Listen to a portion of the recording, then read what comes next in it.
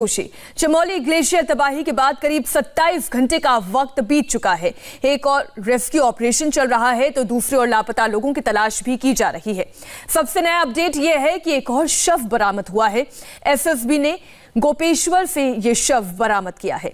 तबाही के बाद अब तक 203 लोग लापता हैं। रेस्क्यू ऑपरेशन का एपिसेंटर इस वक्त तपोवन टनल है, जहां करीब 30 लोगों के फंसे होने की जानकारी है। टनल में फंसे हुए लोगों को निकालने के लिए एसडीआरएफ, एनडीआरएफ की टीम लगातार ऑपरेशन चला रही है।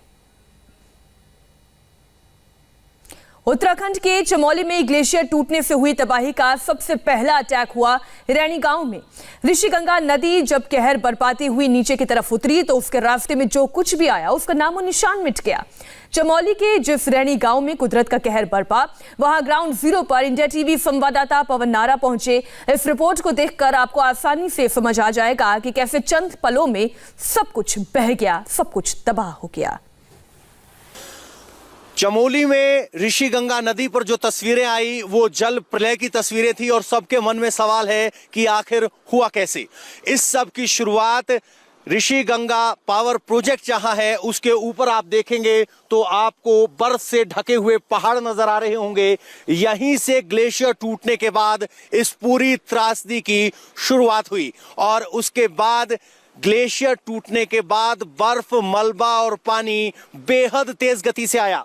अगर आप इधर देखेंगे तो यहाँ ऋषिगंगा नदी बेहद संकरी है और यहाँ लगभग 250 से 300 फीट तक ऊपर पानी गया था। अगर आप देखेंगे पेड़ों के ऊपर तक मलबा चढ़ गया है और जो पहले वीडियो आपने देखे जो मोबाइल पर शूट किए गए वो सामने वाले गांव से शूट किए गए थे और वो मलबा यहाँ चढ़ते हुए यहाँ तक आया और आप देखिए इतना बड़ा कंक्रीट का हिस्सा मानो ताश के पत्तों की तरह टूट गया हो, जहां लगभग 1.5 से 2 इंच मोटे ये सरिये हैं। और अगर मैं इधर आकर आपको दिखाने की कोशिश करूं तो यहाँ एक फटा हुआ पजामा भी है और हो सकता है कि ये पजामा किसी मजदूर का हो, माफ कीजिएगा एक पैंट है जो यहाँ इस अवस्था में मिली है जो घिस के फट गई है। जब भी मलबा आता है तो मलबा अपने साथ पत्थर, कील, लकड़ी, टुकड़े लेकर आता है। उसका नतीजा ये होता है कि शरीर से कपड़े उतर जाते हैं या कहें कि कपड़े फट जाते हैं। अब मेरे कैमरामैन विजय अगर दिखा पाए, विजय ममगई, लगभग 250 फीट नीचे यहाँ नदी बह रही है। अमूमन स्तर नदी के पानी का यही होता है, लेकिन अब ये स्तर बढ़कर जब सोचिए सैलाब आया तो ये जल स्तर कितना बढ़ गया और ये स्तर ऊपर अगर मेरे कैमरामैन पैन करे तो लगभग 250 से 300 मीटर ऊपर वो सड़क है, वहां तक ये मलबा गया था। नीचे से एक सड़क गुजरती थी, वो सड़क अब गायब हो चुकी है। यहाँ कुछ लोग भी हैं जो अपने भाइयों को ढूंढने के लिए आए हुए हैं। हम आपको बता दें कि ट्रैकिंग करते हुए यहाँ तक पहुंचे हैं। बहुत से लोग ऐसे हैं, इस पावर प्रोजेक्ट में 25 लोग मिसिंग बताए जा रहे हैं। यहाँ मलबा फैला हुआ है।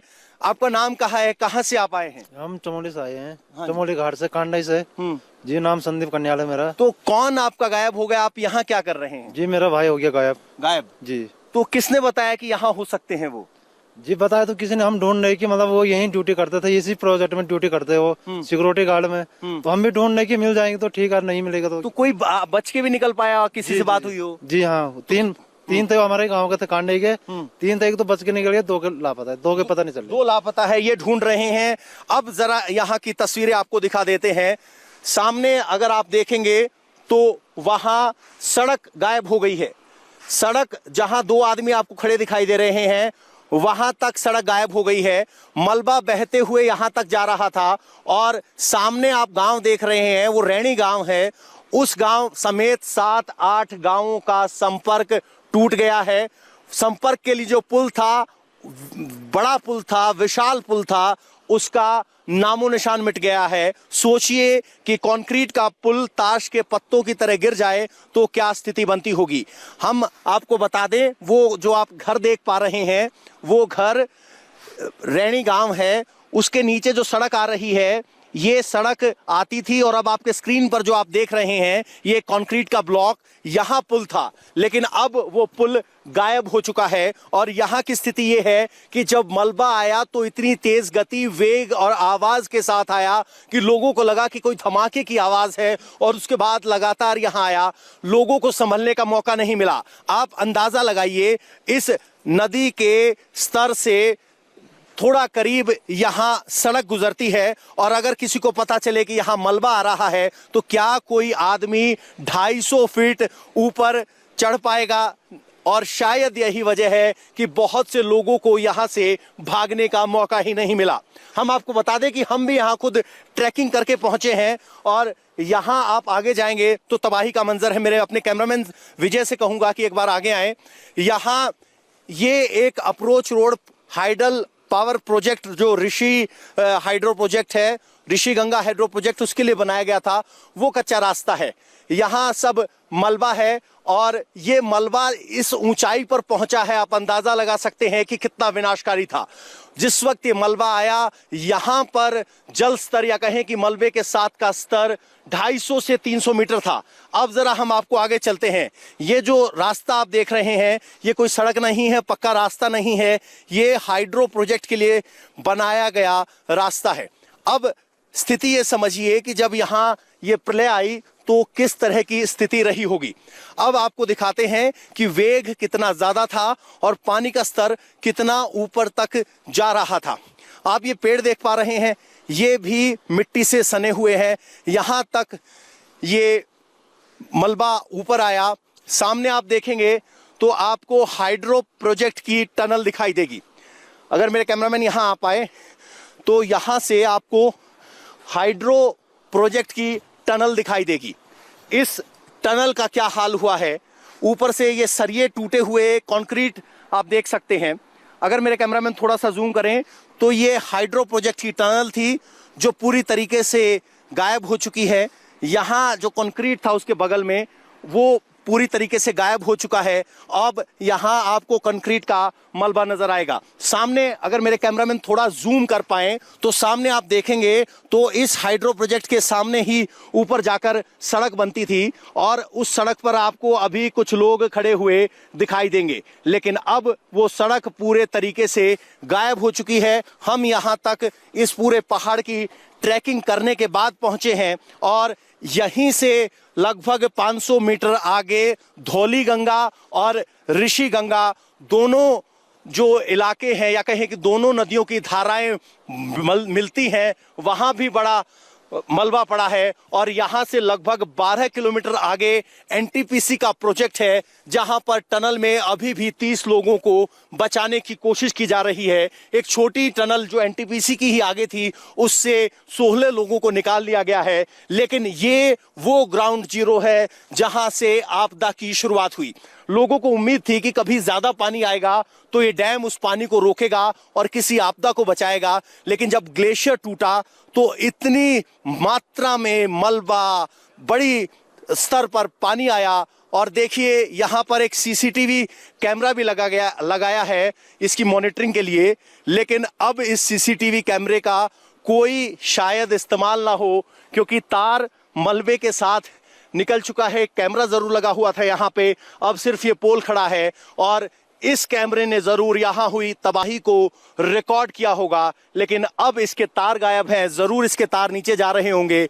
पूरा कंट्रोल रूम, पूरा security room, hydro power project की जो जो डिटेल्स थी या कहें कि बिल्डिंग थी, वो सब नेस्तनाबूद हो चुकी है।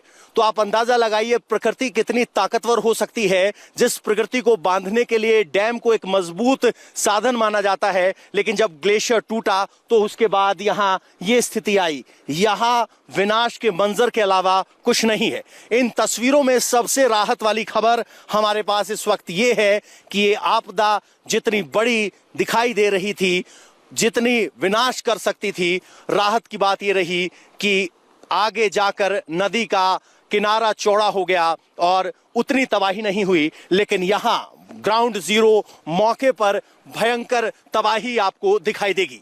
यहाँ हर कोने में आपको तबाही के निशान मिलेंगे, और यहाँ स्थानीय लोग बता रहे हैं कि लगभग 35 लोग गायब हैं।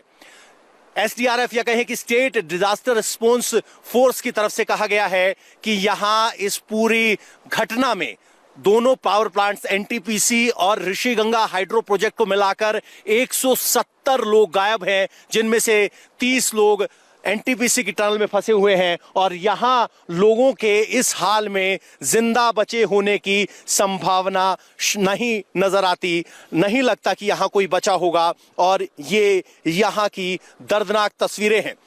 आप कंक्रीट की दीवार देखिए, आपको लगेगा बहुत मजबूत है, विशालकाय है। कंक्रीट से इस पाइप को भी ढका गया था, लेकिन अब देखिए सारा कंक्रीट यहां ताश के पत्तों की तरह बिखरता हुआ नजर आ रहा है। ये ग्राउंड जीरो से इंडिया टीवी पर आप मौका वारदात या कहें कि पहला इंपैक्ट जहां ग्लेशियर के पानी का हुआ वहां से देख रहे हैं। अगर आप नदी के लेवल से देखेंगे तो काफी ऊंचे है, यहां अब पानी है। जब पानी आया तो आप देखिए, कैमरामैन पैन करेंगे ऊपर की तरफ, तो यहां 300 फीट के ऊपर पानी चला गया। सोचिए जब पानी 300 फीट तक चला जाए, सड़क तक चला जाए, तो क्या ही यहां पर विनाशकारी मंजर रहा होगा। और लोगों ने साक्षात अपनी नजरों से यहां मौत देखी थी और उसी की हकीकत यह है कि 35 लोग यहां लापता बताए जा रहे हैं और फिलहाल यहां जो लोग अपनों को ढूंढ रहे हैं वो जरूर यहां ट्रैकिंग करके, हाइकिंग करके ढूंढने आ रहे हैं, इस उम्मीद में कि शायद उन्हें अपने मिल जाएं। लेकिन यहां जीवन के कोई निशान नहीं है।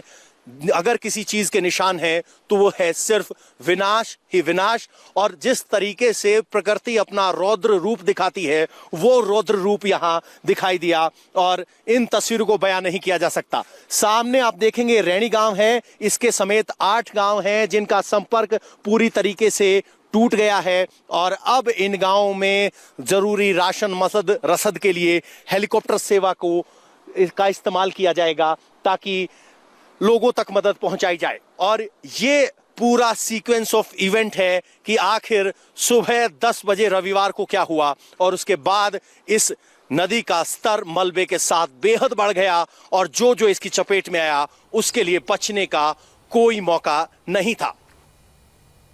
आपने ऋषिगंगा प्रोजेक्ट से पवन नारा की रिपोर्ट देखी। सैलाब ने तपोवन प्रोजेक्ट पर सबसे बड़ा प्रहार किया। तबाही के ग्राउंड जीरो से आपको दिखाते हैं उनकी एक्सक्लूसिव रिपोर्ट।